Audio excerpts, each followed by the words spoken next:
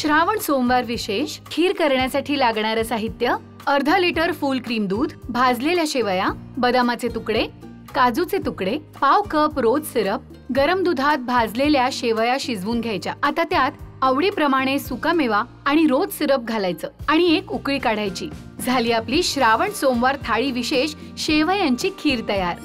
कोशिंबीर करण्यासाठी लागणारे साहित्य: पाव कप दही, 1 चमचा साखर, अर्धा चमचा लाल तिखट, चिमूटभर सैंधव मीठ, चवीनुसार मीठ, भाजलेल्या शेंगदाण्याचं कूट, बारीक चिरलेली काकडी, बारीक चिरलेला टोमॅटो, बारीक चिरलेली कोथिंबीर.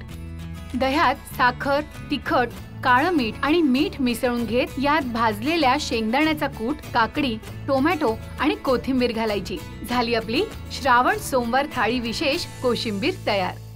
आता आपण खीर बनवून घेऊयात. तर इथे अर्धा लिटर फुल फॅट दूध मी इथे गरम करायला ठेवलेलं आहे. यामध्ये भाजलेल्या शेवया घालते.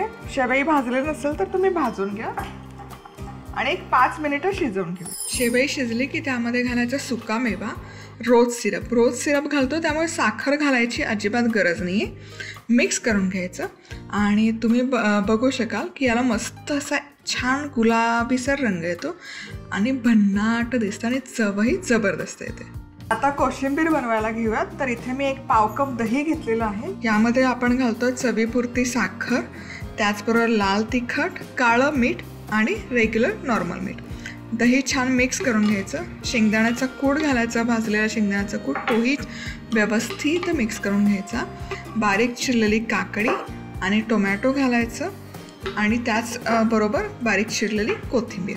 आता हे सगळे जिन्नस व्यवस्थित एकजीव करून घ्यायचे आणि आपली कोशिंबीर बनवून तयार आहे.